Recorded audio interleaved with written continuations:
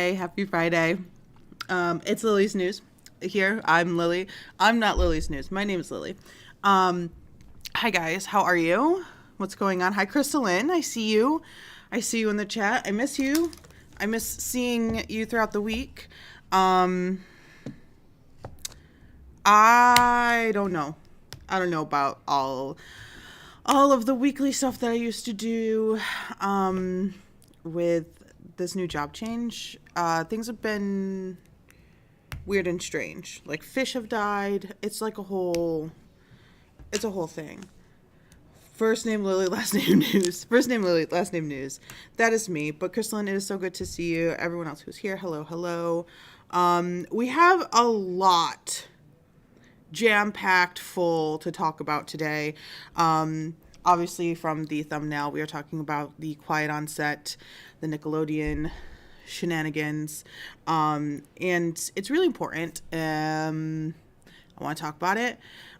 So, trigger warning for all of the things that you could think of when it comes to kids and Hollywood. Trigger warning for that. So I'm just going to jump into it.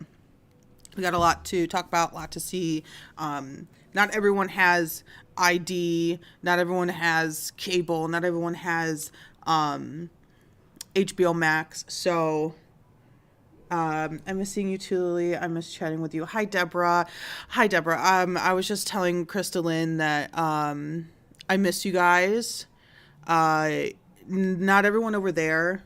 Sorry, brief preface to the people who know me from my other YouTube channel. I changed jobs, and it's not the same anymore. I'm not gone forever, at all. This week was unexpected for not streaming or making anything or uploading anything. I have things made. That's the thing.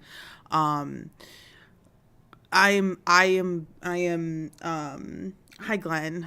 I'm not gone forever. I am going to come back, and I know this past year just in general I've just been terrible and awful, and I know that. I'm trying really hard.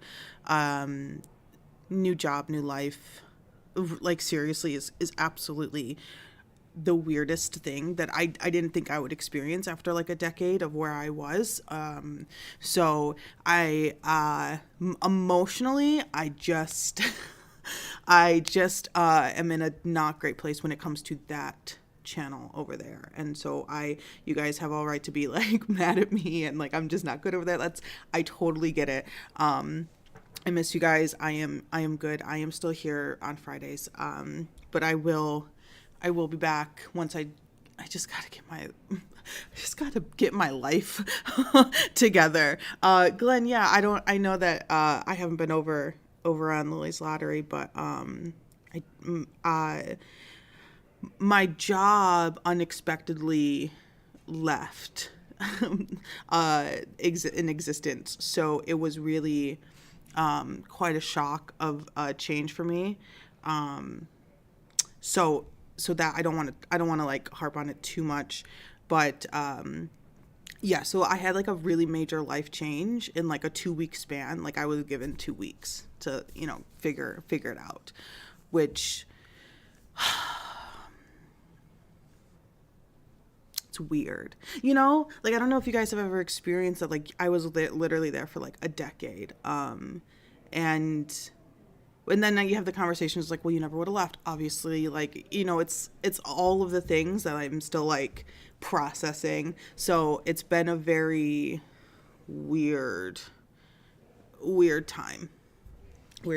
But anywho, Quiet on Set. I don't know what else did they call it? They call it something else. Quiet on Set, the behind the scenes of Nickelodeon Predators. I don't know, something like that. It was on HBO Max, is on ID. I'm going to break it down. Like I said, did you get another? Yes, Glenn. Yes. Yes and no. kind of. Yes and no. There's a lot of changes that are happening. But I am Still putting like feelers out for extra things, just because, you know, you work your way up for a decade and then you kind of just jump back down. So we all know how the economy is right now. And I just want to make sure I stay good. You know what I'm saying? Yeah. It does make me emotional to think about it. It's weird. It's so weird. I'm not done processing. I'm like, my brain is like just starting to let me process it. But anywho, I have a 6-page document. We have videos and clips so everyone can kind of be on the same page of all the things. I'm going to do my best to like quickly summarize each episode through it, especially for those who don't have it. I'm going to try to hit like the very important details, and try to give you guys an idea of what actually happened in this documentary and what was covered and why it was covered.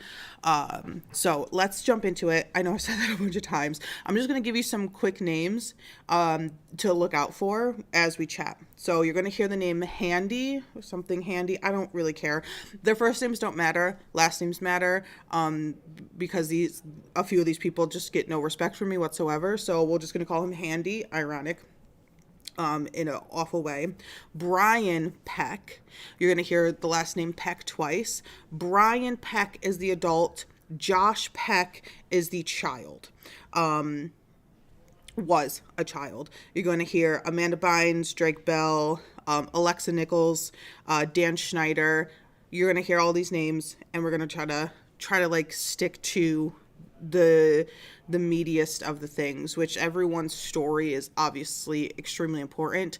But I don't have 4 hours to retell the whole thing. So, all right. So episode 1, I titled it "The Rise of a Monster." So in the 90s to the early 2000s, Dan Schneider, which is the man in the red in the thumbnail, changed the way children's programming can be made. And it was all that. I mean, a lot of you guys might even remember watching him as a kid. All that. Kenan and Kel, Amanda Show, Drake and Josh, which Drake and Josh was one of those shows that just like sat in my soul. Like I just would move. Like no movement. Eyes didn't even blink. Drake and Josh was just like injected into my body. I think it was just at that age when it came out, it was just... Oh, everyone's going through, you know, like I felt like everyone at that time was going through puberty, having a hard time in school, dealing with friends, all those things, like the family things and this and that. And that, you know, like it hit me like, so it hit me in the right chord. Kenan and Kel too. All that was fantastic. iCarly, Sam and Cat Victorious. Those are kind of the newer ones I wasn't involved with. In 2017, children who watched these shows as kids have now grown up, and they started recognizing the creepy shit that was on television, right? So I'm going to call them slime shots. They have the same last word, but a different first word in the adult film industry, if we're all catching the drift here, where a man, face, I think we're all on the same page. I'm going to call them slime shots. And that was a very like well-featured item of Dan Schneider, who was a showrunner, producer of all of these shows. So there were slime shots everywhere. Ariana Grande, when she was on Nickelodeon, she was juicing a potato, and she was squeezing it so hard, right? She was laying on her back on the bed, pouring water like on her neck and chest, with like her head hanging off like upside down.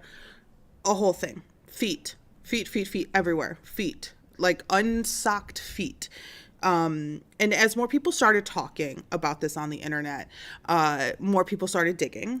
And that's when ex-employees, cast members, writers, other producers, showrunners, just different production assistants, cameramen and women, sound men and women, editors men and women, they started speaking up. They started also recognizing these problems that everyone was having, and like realizing like, wow, we grew up on this stuff. You know, like this is like we were children when we were being fed this, but it was somehow made for adult. Like it felt like things were being specifically made for adults, but because kids were doing it, it's kids television.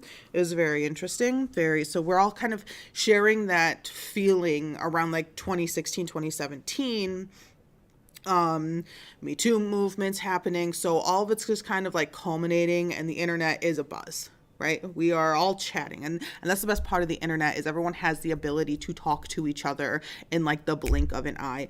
And so Dan started his career with a lie, actually. He lied on his resume that he went to Harvard, and he actually didn't go to Harvard. So that's just like a little fun fact. When Dan Schneider himself was younger, he was cast in shows, movies, and he kind of got stereotyped as like the funny fat kid or like the weird fat kid. And he was like, I'm done with that. I don't want to do that. Which I get. As an actor, it's not fun when you get typecast. You know, you, especially in really, really big things, it is really hard to break that stereotype. Very few people are able to do it successfully. And the only one that I can really think of is Lilly from, what is it? West Wing. He started on Broadway, but one of his biggest breaks was West Wing, and it was a very serious drama. And then Lilly got cast in Psych, and it was this complete break from what everyone knew Lilly was. And he's funny, he's goofy, he's witty, he's quick. You know, there's a complete break, and I think that itself, I mean, the success of the show that he was on, Psych, plus his ability to be so morph-tastic, saved him from being typecast as just like a serious dramatic actor. But not a lot of people can do that. And he wanted to write. Dan wanted to write. And so he wrote a show. Nickelodeon said, okay, cool, come on board, give us a hit, write us a hit. And it all started with All That, which was sketch comedy like SNL, but for kids. Made with kids for kids, which honestly was such a vibe. Like I think we all really felt as kids that it was needed at that time. You know, it's like, it's the early 90s, mid 90s. SNL is like a hit. like SNL is really cool. Sketch comedy is just thriving. Why not get some kid action? Why not get some kids in on that action, is what I should say. There was an actress, Katrina Johnson. She was 10 to 16 when she started on All That. There was even like a Katrina Johnson show in the works, but eventually she got pushed out by Amanda Bynes, who came in like a wrecking ball. Amanda Bynes came in with her personality at a 10, always at a 10, just crushing it. And then Katrina was phased out by Amanda Bynes as she got older. Katrina grew up. She went from a kid to a young woman. So she felt, everyone, you know, when you feel like, everyone kind of has that one summer where like puberty just kind of takes over, you know, like your little brother goes from like 4'10" to like 6'2", feels like in the span of like 3 months.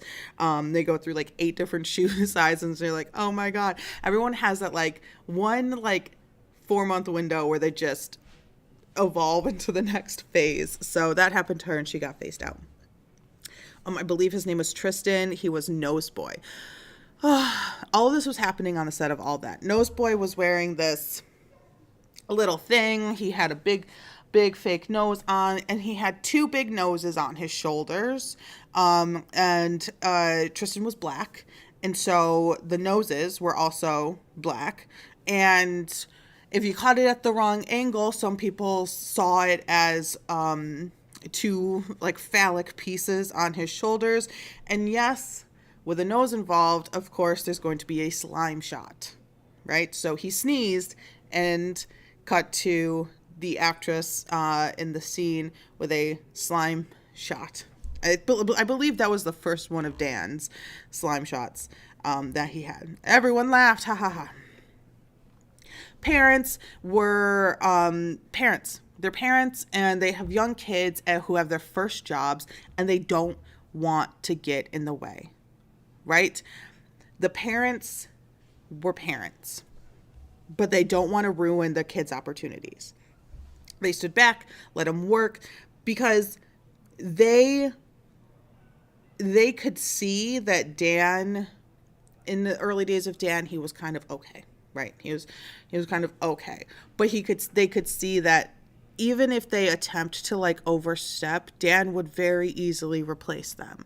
And as a parent, you don't want your kid to feel like they lost a job because of you, feel like they lost an opportunity because of you, or feel even like uncomfortable. You know, a lot of parents, like when I was a kid, it was like, oh, parents, it's my job to embarrass you, right? It's like, no, please don't. Like, I want this so bad. Please don't embarrass me and make me lose this job.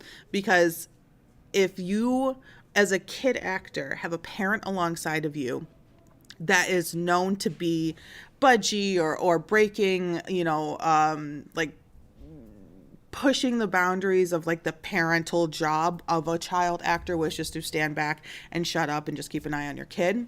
That reputation is going to follow that kid, unfortunately. So it could in turn make it harder for them to get another job. So it's just like a whole vicious cycle.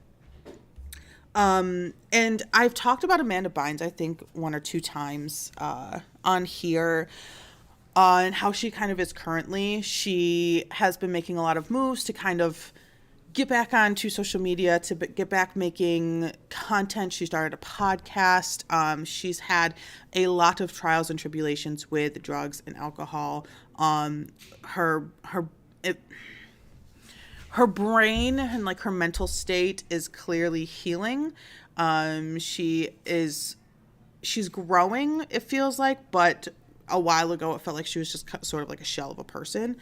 And that is growing and changing and morphing, and she seems to be developing sort of to like getting closer to like a typical human. She will never be normal, she's Amanda Bynes. She will always be remembered for the Amanda Show, and then when she set a fire in someone's driveway, like there will always be those very two drastic sides to her.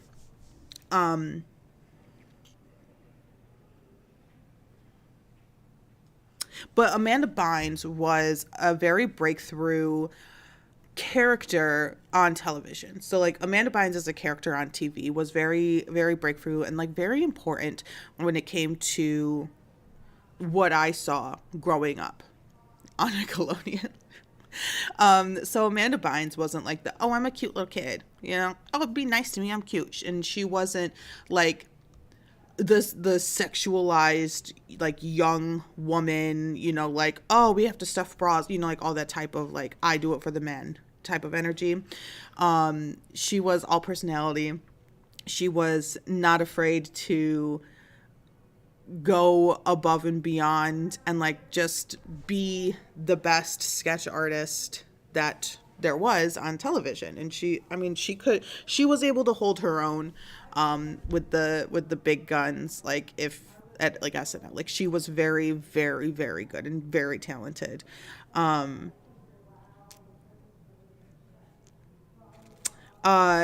yeah, so that's what we saw looking at her from the television, like from like the couch.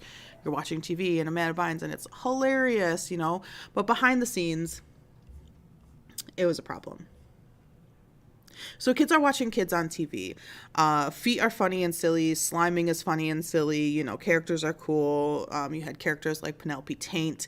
Dan Schneider made the big suits at Nickelodeon believed that like Taint wasn't being used in like the bad way, but it's like, oh no, like, oh, you tainted something type of deal. Dan had a lot of sway with his bosses. But the adults writing and filming that stuff, like who came up with Penelope Taint, didn't write it in the way that it was, oh, something was tainted, right? So the adults wrote it in like the dirty way, but the kids are playing it in the I have no idea what's going on because I'm a child way.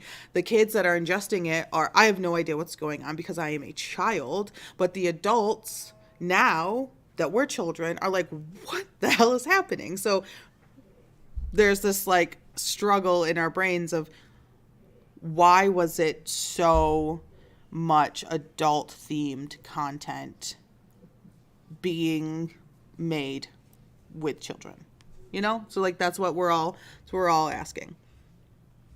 Dan then gradually became just a jerk. He kept everyone on their toes by being like super nice and then being really mean. So that's cool. One big story was the salary split. There was 2 women that were hired as writers for the Amanda Show. I believe it was the Amanda Show. And so they were said, yeah, you can come work for us, but you will split one salary, which is illegal, by the way, was illegal then. But it was because it was their first job. And they didn't know if they were going to be good or not. And they didn't want to pay someone who wasn't going to be good a full salary. So, hey, for the first year, first season, you split a salary. If we hire you back, you'll get a full salary. These women, the only 2 women in the writer's room, were absolutely tortured by Dan. Absolutely tortured by Dan. They were told to randomly scream words, like just as they're working, just scream it. Scream this word. If they said no, Dan would insist and insist and insist. One of them was took a bet. Dan bet her to eat like 2 pints of ice cream. He said, I'll give you $200 if you eat two pints of ice cream or something like that. And then never paid her. Dan would watch adult videos on his computer at work. There was a complete fear from almost everybody on set to speak up. Dan told one of them to lean over the table and act like you're being... act like you're being assaulted, and then continue your story that you were just telling about high school. Do that. So stop talking. I get that you're telling us a story to help with whatever we're writing. Continue, bend over, continue like this. It'll be easier to listen to. That's what he told her to do. Did she do it? Yeah. She did it. She was pushed into a corner. Her only option was to either do it or get fired. That was the only option. Even if it wasn't the only option, that was the aura on set. It was made to feel like that. But in reality, I believe that it probably was. If she said no, he probably would. He'd probably say, get out, leave, goodbye. What a creep is so right. So right. There was no safe space on set, especially in the writer's room, for these 2 women. Dan then eventually was informed by the Writers Guild that, hey, it's illegal for you to split one salary for 2 employees. So don't do that anymore. Dan, of course, got mad and said, how did the Writers Guild find this out? One of you guys must have said it. So if you said it, you're fired and I'll find out type of energy. He loved threats. He loved threats. And when Dan fired you, it wasn't just, you're fired, get away, we don't want to deal with you anymore. It's, I will make sure you never work in this industry again type of level. So it was a risk to go against Dan. Like a massive career risk. He was a yeller. He came barreling through like a tornado. He was nice and mean. And there was just like paranoia on set. Everyone was uncomfortable. No one was safe. You're talking about me? Dan Schneider. You were... Could you imagine? Just kidding, guys. It's actually about Insane Games. Help me. No. Dan Schneider. That is unfortunate. I'm so sorry that you're associated with Dan Schneider in that one name form. The one female writer that was forced to bend over and all the things, she was fired like 3 days before the end of the season. The other writer came back for season 2, but she only lasted a couple days. Dan Schneider offered to pay her for 16 weeks, even though the season was 27 weeks, and she would have to work those last 11 weeks without pay. But she left. She then called the other writer after probably, a few months, a year, whatever, after leaving the Amanda show, and said, hey, I'm suing Dan for gender discrimination, hostile work environment, harassment, et cetera, et cetera. So that lawsuit settled out of court. And that was the first movement on Dan Schneider that really kind of set up some warning flags for Nickelodeon to like, hey, probably keep an eye on this guy because this is happening. We had to pay out money. I don't know how much money. Hopefully it was a really good chunk of money. But we had to pay out money for the way you acted and how you are terrible to people. But like, you make great shows. So we just have to kind of keep an eye on you and make sure you're doing that part right, but keep making good shows. No, that's not how they handled it. They just let him go. They just said, okay, well, we paid out. Don't do it again, and continue on making us television. That was episode 1. Episode 2, I titled this pedophilia on set. We are going to get into some really awful things, so fair warning. Brandy was 9 years old. She was an aspiring actress. She was booked on the Amanda show. First job, she's a little extra. It was great.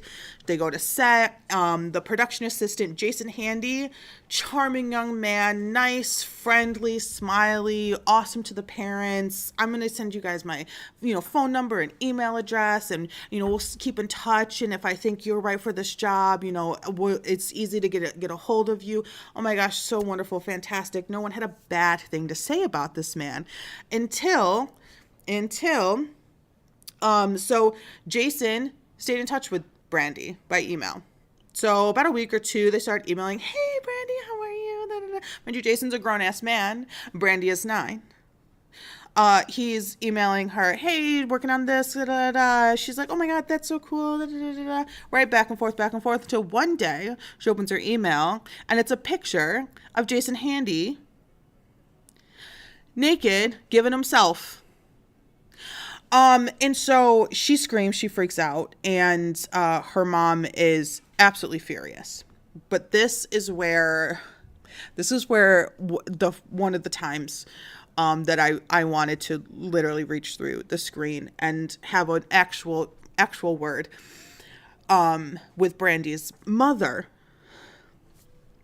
The Lone Wanderer, yes, I can't say it, but it's in the chat, absolutely. So Brandy's mom thought about calling the police, right? And what I should have said is that Brandy's mom called the police. But Brandy's mom thought about calling the police. But she didn't, because she didn't want to look like a bad mother. A grown man just sent a naked picture of himself to your 9-year-old child, and you did not call the police because you didn't want to seem like a bad mother. And that makes me want to holler. Like, that makes me want to put her on punishment. Like, no, ma'am. You not calling the police makes you a bad mother. One decision that leads to an event does not make you a bad mother. Not handling the event that occurred in that moment makes you a bad mother. Are you an overall bad mother? Maybe not. I don't know you. But in this very moment, you not calling the police makes you a bad mother to me. I hope everything's okay. I hope everyone's healed. I hope everyone's had therapy. But that is absolutely absurd. Gotta try lightening the mood. I appreciate it, Lone Wanderer. You can make a bad decision and still be a good parent. Call the cops. See, she couldn't win if she called the cops. She'd be judged by them. If she didn't, we judge her. Right. It's awful how much was around Nickelodeon. It's surprising people like John, what's it? I can't see that. Chris Belushi. Oh, right. Maid Ryan and Stimpy wasn't mentioned as far as I'm aware, at least. No. No. There was no mention. So yeah, okay. So she didn't call the cops, but luckily, someone did eventually. So Jason Handy was arrested in 2003, and when he was arrested, the police found, and we talked about the CSAM a couple weeks ago, with Madeline Soto. So there's the child abuse material, and there was over 10,000 images of children, videos, children, pictures, videos. He also had little plastic Ziploc bags with girls' names on it. And in those bags were tokens of each of those girls. And in Brandy's bag, it was the letters that they sent back and forth to each other. There was also a pair of a 7-year-old's underwear in one of the bags. And in one of his journals that the police found, it was, and I quote, "I am a pedo, full blown. I struggle on a day-to-day basis to find a victim to R-word if I have to." Those were quotes in legal documents from his journal that the police found in his home, right? Okay, so Brandy was a major factor. There was one other girl as well, even though there were multiple girls. But parents didn't want to have their kids go to the police and talk to the police and be added to the lawsuit and added time to his jail time. Like Judgment Day, judges can only give out so much allotted time depending on how many victims there are, like for something like this. Like I believe at the time it was like the max amount of time per victim per crime. And if the victims aren't coming forward and like getting on record, there's only going to be so much that they can do. It's really hard, right? You don't want to re-traumatize your child with talking to police, then going to court and dealing with this and dealing with that. And you're just like constantly re-traumatizing your child. So it's like the catch-22 of when something like that happens. How do you handle a 7-year-old in that situation? Like what you have to do what's best for that 7-year-old. So I get it. But at the same time, it possibly could have gotten him more time or it couldn't have. So, we don't really know. But anywho, Jason got 6 years in jail, which is not enough. Not enough at all. Nowhere near enough. Straight to jail is good for him. Bronze bull would suffice.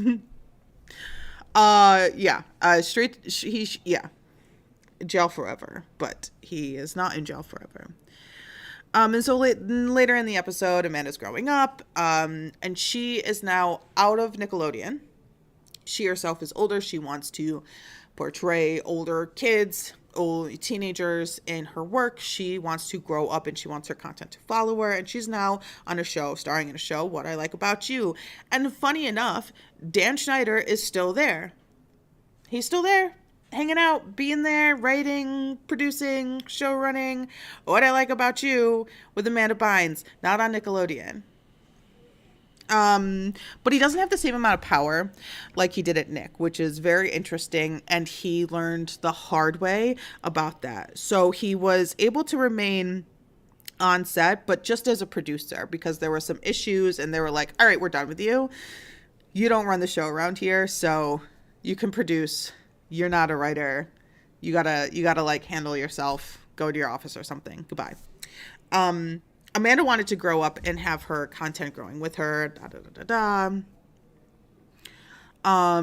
There were issues with Amanda Bynes' parents. I don't really want to get too much into Amanda Bynes. She's trying really hard to get back to like having some normalcy in her life. Maybe like next week or something, I'll do like a full, this is what has happened with Amanda Bynes with the conservatorship and her parents and money and all that stuff. But just know it's an absolute nightmare. And she's trying, she wants to be like a nail tech. And like, I think that's so cool. She can do so much. She can do literally what she went to fashion school. Like she's capable of succeeding in the way that she wants to succeed, and I hope that she's able to do that. And that's where I kind of want to leave Amanda Bynes. Other cast members from like all that, like the later seasons of all that, Giovanni, Kyle, Brian, all that has like a revived. So this is like the new cast And I believe this is episode 3, maybe end of episode 2. There was a lot of ignoring child labor laws on the sets at Nickelodeon. You're working long hours, you're going way over, way over, you're not getting enough school in. Things were starting to get like physically dangerous for these kids. There was a sketch called Sugar and Coffee, and they were like choking on sugar. Like they were running around drinking coffee and like pouring like sugar like from these big containers, and it's like dropping into their mouths. And it was like dangerous. They were choking. It was like congealing in their mouth. It was like getting like just like falling into their throats. Like it was really dangerous for kids. And Dan was also, the claims that Dan was nicer to white kids than kids of color. I believe that stereotypes were continued and perpetuated on all that. There was a young black kid who played a cookie dealer in the same realm as a drug dealer. So lots of looking over the shoulder. And his mom had issues with it, and she vocalized her issues with these stereotypes that Dan was like totally fine perpetuating on all that for millions and millions of kids to see. And it definitely caused problems for him and the work. And and he soon was let go from all that. I think he only did like 2 seasons. Oh, the other one was the little fetus, like the youngest rapper. And so he was like, he played a fetus, and he had like this big like skin color bodysuit on. And there was a mention that the bodysuit needed to be charcoal color. What a nightmare. Golly. No, it wasn't Kenan Thompson. No, this was after that. Yeah, they like revived all of that after a couple years. They had on-air dares with these newer kids. It was like a Fear Factor for kids, which those things shouldn't go together. It was traumatizing for these kids.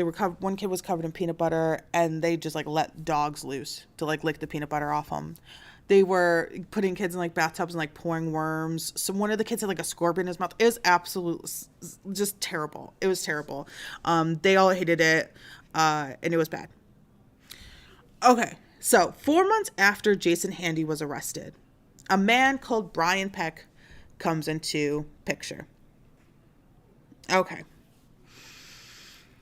So Brian Peck, you might, if you watch these shows, you might remember him as Pickle Boy. He carried a big tray full of pickles, and he would give kids pickles. And there's one scene that they played a couple of times. And it was Brian Peck, who's a grown man, by the way. Late 30s, early 40s when this was happening. He put a pickle, I think it was Ray Romano, maybe, in the room. And he slid a pickle. He couldn't get into the room, but he slid a pickle through a hole in the door and then stood on the other side of the door and listened as he enjoyed the pickle. Okay? It's just absolutely unnecessary. But Brian was around. He was always around. And Brian became really, really close with Drake Bell. And I'm going to tell you how. Okay, so Brian had lots of kids over to his house. He was like a private kind of like acting tutor, vocal coach. But he was also pen pals with John Wayne Gacy.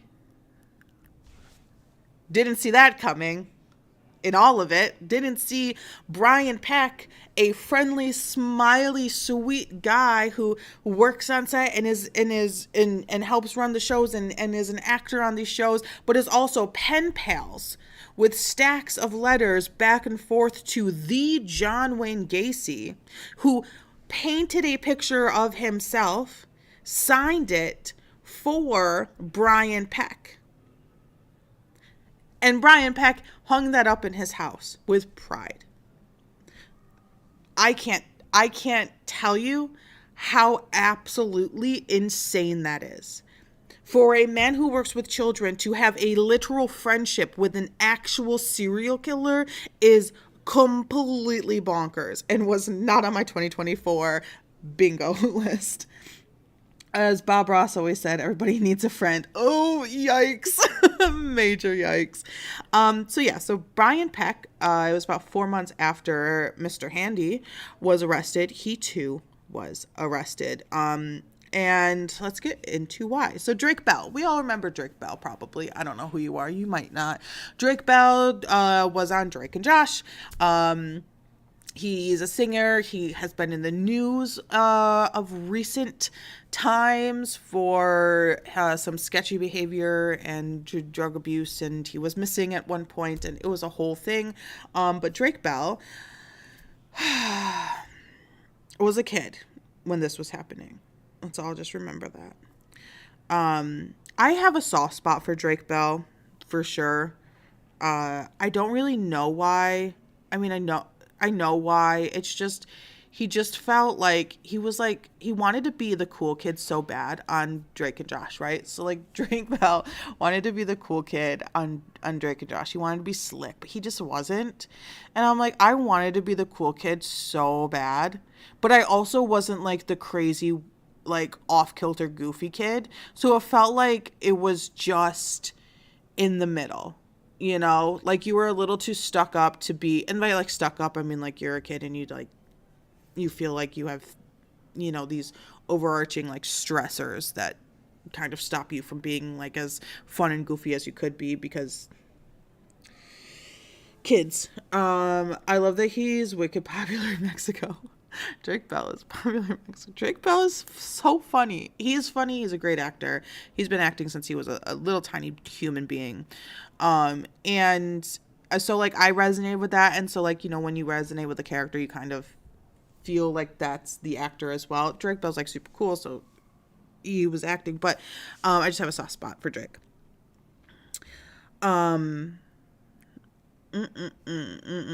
Okay, so Brian Peck was a dialogue coach on the Amanda Show. Drake was on the Amanda Show. Drake and Brian, they chatted about the history of Hollywood, and so that's how they kind of got close. So this is all just like the information from the doc. And Brian wanted really to make Drake a star. Like he saw Drake, like he in lights, like Drake was going to be the celebrity, and Brian wanted to have, like his hands into that cookie jar, in that pickle jar. And so Brian was like, come to my house for the private lessons, you know, let's get you doing all these auditions and stuff like that. Brian wanted to make him a star. And yes, that's the same house with the John Wayne Gacy stack of letters. So the two grew close. But adults choose to get close to kids. Right? So like, I hate hearing like, oh, and then they grew close. No, this is a child, his early teens, and a 40-year-old man. The adult made Drake get close to him. He did, and he said all the right things for Drake to not find anything weird or uncomfortable. So like he manipulated not just Drake, but like his own personality. He made all the changes that would encourage Drake to see a friendship in him, right? Adults make the choice to get close with kids. Adults make the choice to get close with kids. They could decide, you're like, oh, I'm sorry, I have the same interests, but like I'm an adult and you're a kid. Like that's weird. Like, I don't want anyone thinking I'm a pedo, right? Like, be a kid. Adults make the choice. Adults make that choice. They don't just grow close together. Stop it. Ugh. Okay. And so while all of this was happening, Drake's dad, mind you, he was there. He was on set. He was Drake's manager. He did not like what he saw in Brian. He didn't like it. There was touching and the arms and the arms around and coming in and getting a little too touchy, a little too feely, a little too talky, a little too close, right? He didn't like it. He didn't like it at all. And he tried to keep Drake away from Brian Peck. He tried really, really hard. That failed. Brian was able to convince Drake to not have his father be his manager anymore. And Drake moved away from his dad to his mom. Had his dad sign everything over to his mother so that Brian could kind of take over. There was a gap between the Amanda Show and Drake and Josh. And so that's when Brian was like playing manager in the meantime and getting him to auditions here and there. But it was like, oh my gosh, man, if we drive all the way back home to your mom's house, it's going to be super late. It'll just be easier if we just drive. If I just drive you back home in the morning, you can just sleep on the couch in my house. I'm a grown man, but you at 14, 15 can sleep on my couch in my house. It's fine. Well, it was indeed not fine. And I want to remind people there's 3 F's. There's the 3 F's. There's the fight, flight, and there's also freeze. A lot of people talk about fight or flight mode. You either run or you put your guns up. But the majority of people actually freeze in awful, tough, scary situations. A lot of people like freeze and just kind of like think. Right? Their brain just kind of like goes into, all of my energy is going into my brain and like thinking about, I can't do this, I can't do this, I can't do this, I can't do this, I can't do this. Like I can't, this option doesn't work, this option doesn't work, this option doesn't work, this option doesn't work. And as the brain's kind of like going through all that, you're frozen. You're literally frozen. You can't move. You're not, some people jump up, some people, it's just whatever happens, however it happens, it happens. And when the first assault from Brian happened to Drake, he said that he froze. And she didn't have anywhere to go. He couldn't call his mom. It'd be like, what, an hour or so until she got there. What's he going to do? Just sit and wait? Like, oh, like, don't, he didn't have a car. He didn't have this, so he was trapped, essentially. And he couldn't fight. He couldn't take a 40-year-old man. And the problem with this, other than the worst problem of it, is that Drake as a child was assaulted in some of the most awful ways a human could even imagine. The problem is that you're losing not just like your innocence, but you're losing the wants to live. Like you're losing everything about the own safety of your body. Everything is being taken away from you in the most scary, frightening, harmful, emotionally painful way. And you are, you have no control. Not an ounce of control. And the only thing in this world that you should be able to control is your own body and the own decisions that you make, and being forced to go through all of these things and it not being your decision. There's no words for the horrendous feeling, the gut, like your whole body, like it feels like your bones just melt because it just is so unreal, but it's so real at the same time. And then on top of that, if he speaks up, his career is ruined. And so even though Drake wasn't around him and didn't want to be around him, he didn't want to be around him. He was. And it wasn't just a one instance situation. It didn't just happen once. It happened over and over and over again. And when I was watching, when I was watching this part of the doc, it was emotional. And I really hope that Drake knows that he's saved lives by talking about this. I really hope that he knows that the amount of good that can come from him speaking about this to such an extremely large audience. I mean,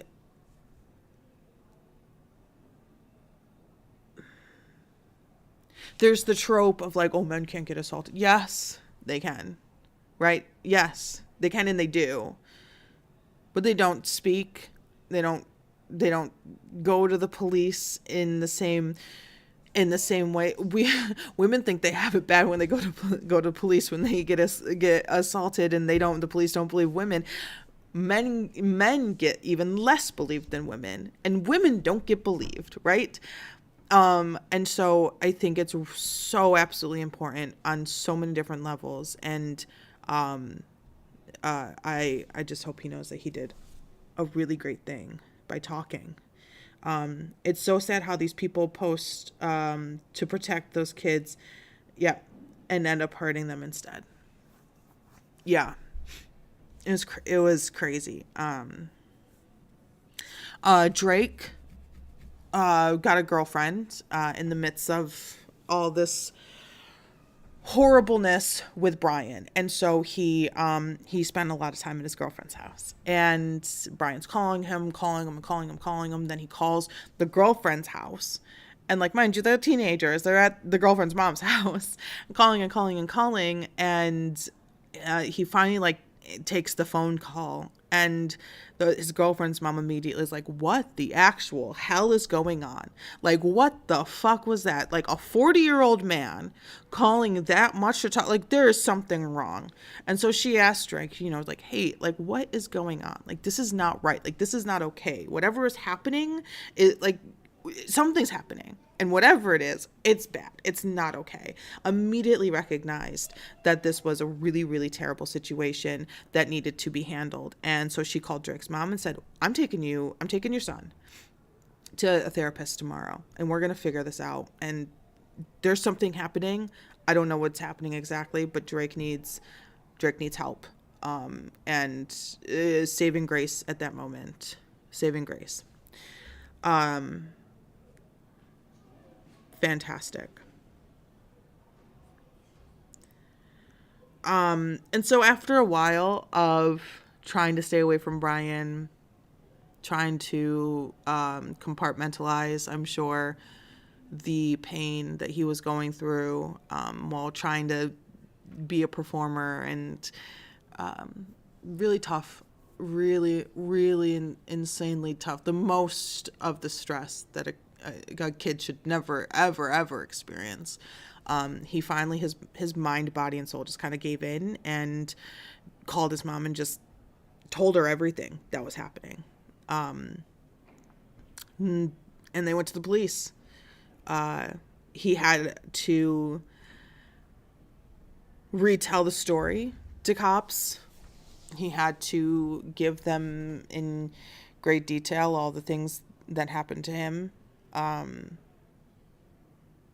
I'm sure with just a little bit of hope in the back of his head that it will actually end up solving this terrible situation. And so Brian Peck gets arrested after there was like the confirmation call on a recorded line that, he did it. That whole thing is so... All right, so he gets arrested. Brian Peck gets arrested. They go to court. They have their court date. Drake shows up to court with his mom and brother. Brian had a full house. Full house. 50 or more people sitting there in support of Brian.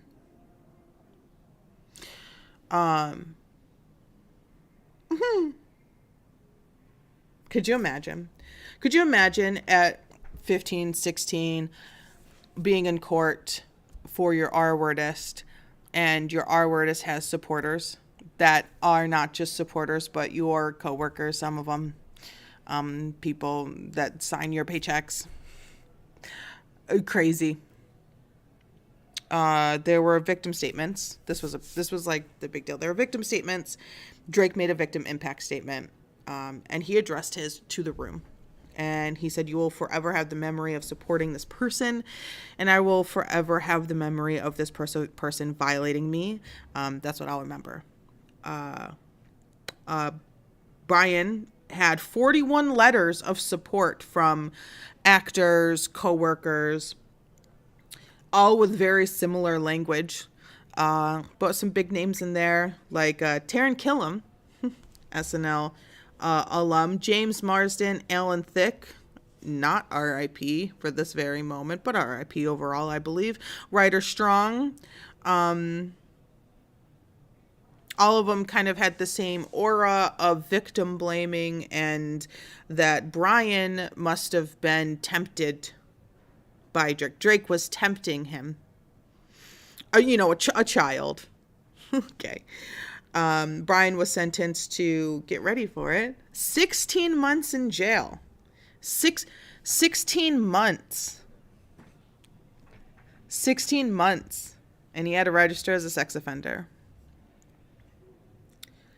After Brian did his time, he said, I need to work, right? I got bills to pay. So I'm going to go work at Disney Channel on The Sweet Life of Zack and Cody as a registered sex offender. Okay.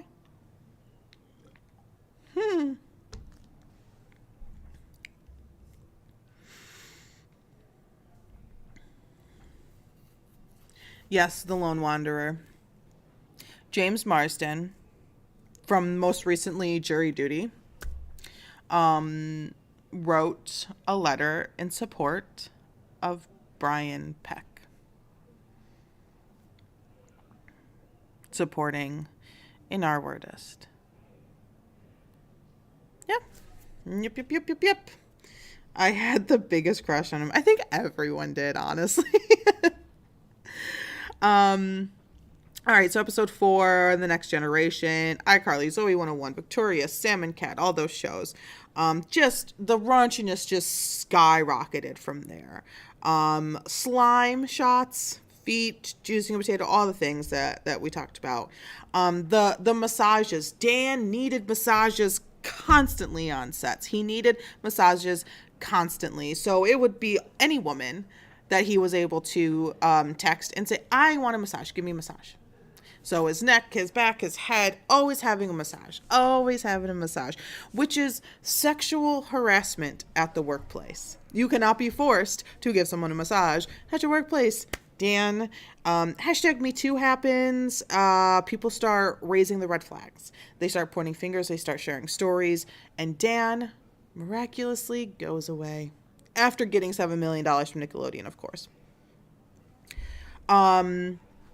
Later on, Drake Bell, the child who was assaulted, now, as he, a few years down the road, is now having his own legal issues.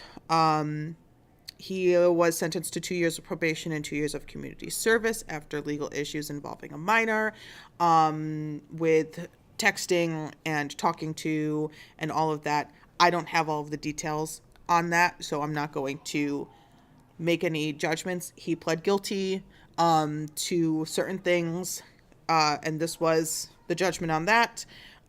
So I know I said a lot of things about judgments. I don't know how, I don't even have like really any information about that other than sort of some random TikTok videos about, pictures not being there. Well, I know that there were some pictures there because like legal documents, but there's a lot of he said, she said.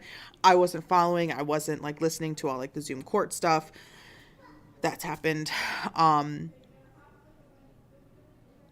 He was an adult when it happened. He should have known better. He has addressed it. And I hope that the girl who was involved, I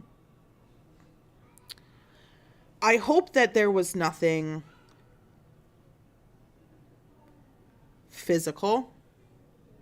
I know that there were claims, but I honestly hope there wasn't, because that would be really, really disappointing from Drake. The whole thing's very disappointing. So I don't know. I don't have all the information, but I know that there was a involvement. This situation sort of sent Drake into a tailspin. There was drugs, alcohol. He went missing. It was a whole thing. He's had a very hard time. So this very like triggered something, like this thing that happened. It triggered something in him, and then he went into like flight mode. He did the freeze, and then he's like in flight. And then he ended up in rehab. He checked himself into treatment, which not many do. So good on you for checking yourself into treatment. And he is on the path of healing. He has a family. Okay. So that was like the summation of the doc. Responses happened. It was a 2-night event. Responses happened. So, oh gosh. I guess we'll do just a quick little glimpse into the Dan Schneider response. I think we'll do that. So Dan Schneider made a video with an ex-actor from the show iCarly, who was an adult on set. This actor was not a child when they were on the show iCarly. They were an adult, and they're still now an adult. They don't age backwards. They're still an adult. And his name is Boogie, and we're gonna introduce him. I played T-Bo on Nickelodeon's iCarly. I got a chance to watch the Quiet on Set program, and I reached out to Dan to see if it was something that he'd be willing to discuss. I'm pleased to say that he said yes. Okay. Just a little heads up. This video is posted to Dan Schneider's YouTube channel. That feels weird already. Dan, how are you? I'm okay. You're okay? You're okay, Dan? You're okay after you just had your entire life work ripped to shreds? You're okay? I really appreciate you reaching out and giving me the opportunity to talk to you about what we saw over the last 2 nights. We're not going to watch this whole thing. If you want to watch this whole thing, you are more than welcome to. It is on the channel. It's just called Dan Warp, W-A-R-P. You could just you will be able to find it very easily on YouTube. But we're not going to watch the whole thing, but I do want to play just a little bit of it. Thanks for reaching out. This grown man who was an actor on the show iCarly reached out to Dan Schneider. And I have yet to hear if he reached out to any other actors from the set. So he had the urge to reach out to poor little Dan Schneider, not any of the people who are still healing from their trauma as when they were children, working for him. But he needed to reach out to Dan Schneider to make sure he was okay, living his life of luxury, hidden away somewhere in the mountains of California, I'm sure. Right? He had to reach out. He just knew he had to reach out to him. Glad you're here because I believe this is important. For sure. Yeah, it definitely is important, for sure. We've got a lot of things to unpack. But before I dive into my list of topics that I'd like to discuss, is there anything you'd like to start off with? Absolutely. Oh yeah, Dan. What do you want to tell the people at home after watching 4 hours of how you are just the absolute worst? What do you want to tell the people at home? Watching over the past 2 nights was very difficult. Me facing my past behaviors, some of which are embarrassing and that I regret. And I definitely owe some people a pretty strong apology. You think? You think? Let's talk about the massages. Okay. Oh yeah, let's just start off with the hard hitting. Let's talk about the massages. Are we easing the way in, or are we going to just try to hit? I mean, this is a 19-minute interview, and you're going to just stick to, there is so much more than the massages. The massages are, yes, they're terrible in itself. Watching the content yesterday, it was disturbing. It was wrong. It was wrong. I want to know where he to got that put anybody in radio. that Yeah, the position. radio is kind of cool. It was the wrong thing to do. I'd never do it today. I'm embarrassed that I did it then. I apologize to anybody that I ever put in that situation. And even additionally, I apologize to the people who were walking around Video Village or wherever they happened, because there were lots of people there who witnessed it who also may have felt uncomfortable. So I owe them an apology as well. Yeah. Dan, talk to me about the writer's room. From what I saw, not cool. No. Not cool, my guy. Not cool, dog. How you put those women through absolute hell? Not cool. So not cool. Like I said, I'm not gonna watch this whole thing because I will literally burst into flames. I will burst into flames if I have to watch this yet again. It's all like that. It's all the easy hits. He's just lobbing them to him. You know, he's just underhand throw. Tell Dan, that wasn't cool. Like, you're not on Nickelodeon right now. We want answers. And it's all that. It's all that. And it is so, it makes me crazy. It makes me crazy. Okay, let me switch a dupe and then let's get to, I think the Josh Peck Drake Bell stuff. Let's do that. Let's do that real quick. Okay, let me pull up the things. Okay, okie dokie, and then we'll do the Ned's Declassified, right. So we'll pull this up. And then we'll pull this up.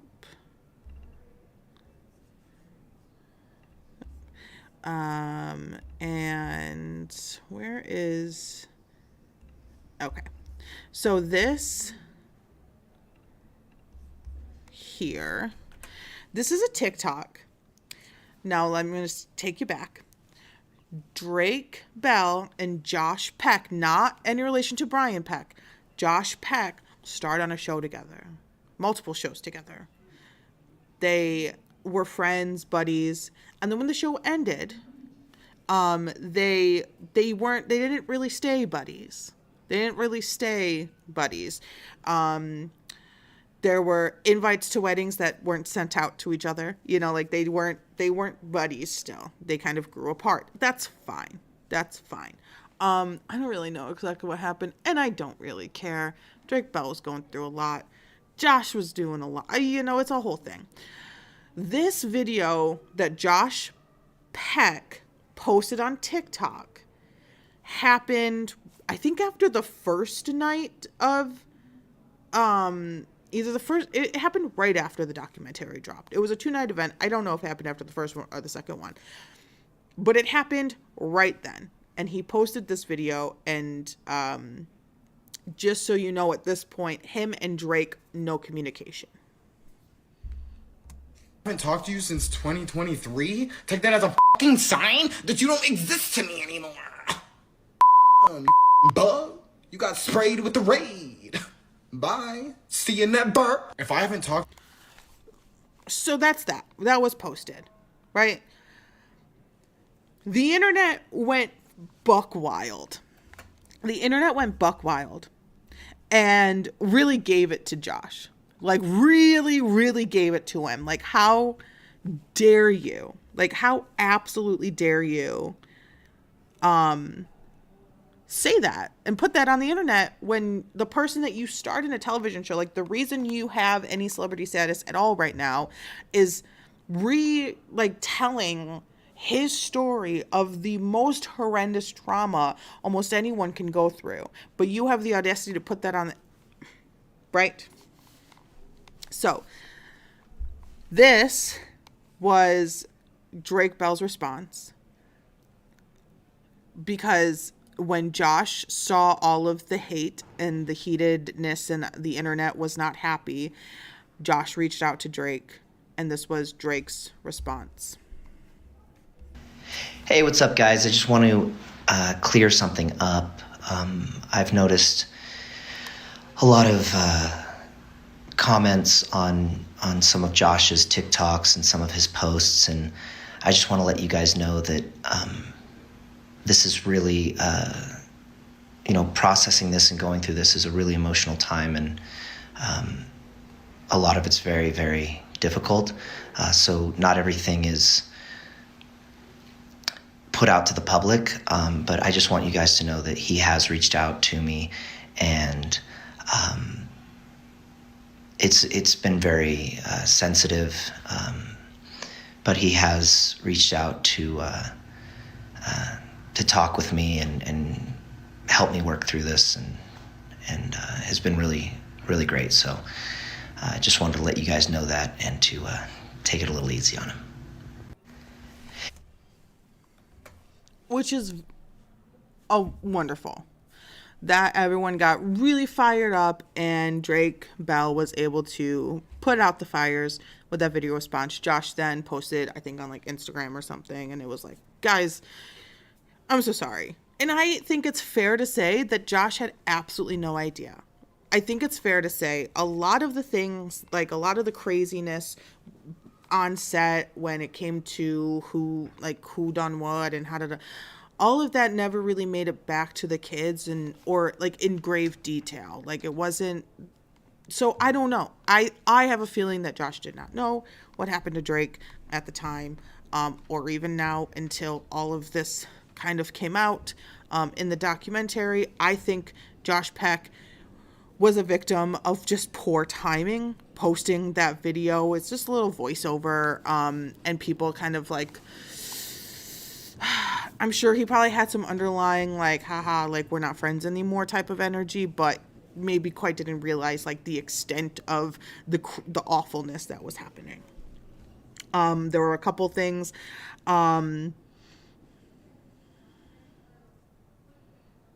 Ned's Declassified was a show on Nickelodeon. Ned's Declassified was not produced or had any affiliation with Dan Schneider. And Ned's Declassified cast has come together in the past year or two, and they've started their Ned's Declassified podcast. So they kind of went through growing up on TV, hanging out with each other, but they are weird, not in like and I don't mean that in a weird way. They were in a completely different like place as kids than like the Amanda Bynes and the Drake Bells and stuff like that. They were living a different life, and they were living different experiences, and they retell the stories, and some of those experiences are very in themselves traumatizing. But what was different on this set is that they were kind of doing it to each other, and they weren't having the adults kind of come in and traumatize them from adults to children. It was like kids just being kids and giving them themselves their own trauma. When Ned's Declassified, so the cast was like hanging out together, and they went live on TikTok, and when they went live, people were asking them, when they went live, people were asking them to talk about the HBO doc, Quiet on Set. And this is what happened. They hadn't watched it at that point. They were working, and they were just being awful. So this is what happened.